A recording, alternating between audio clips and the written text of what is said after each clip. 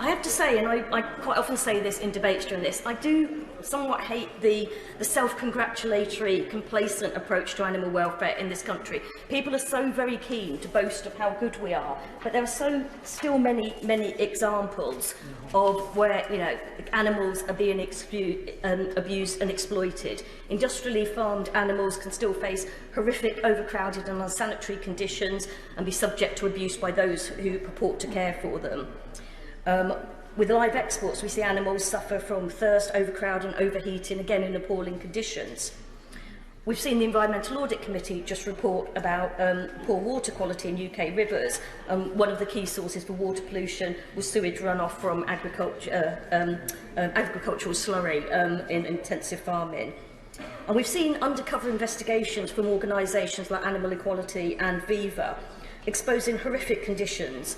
Last year it was revealed that cows were beaten with electric prods and sheep and pigs were slaughtered without adequate stunning at the G&GB Hewitt Abattoir in Cheshire. We've seen reports of overcrowding, filthy conditions and even cannibalism amongst pigs on Hogwood Pig Farm. We've seen pigs being killed by having their heads slammed to the floor on Yattenden Pig Farm, chickens dying in heat waves at Moy Park Farm, and multiple chicken farms supplying Tesco, where chickens died of thirst, suffered ammonia burns or resorted to cannibalism. And all these farms I've mentioned were Red Tractor approved, supposedly higher animal welfare. So I think we do have a long way to go. I would also echo what the Honourable Member for Edinburgh North and Leith said about the need to reduce dramatically the number of animal experiments, and what the Shadow Secretary of State said about the concern that we might be importing lower animal welfare standards into this country as a result of recent trade deals. This all leads me onto a wider point about what we want our relationship with the animal kingdom to be.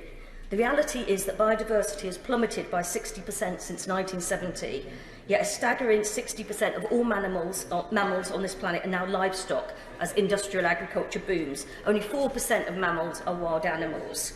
This shows just the impact that the humans have had on the natural world. We've confined nature to farms and destroyed whatever is left outside them.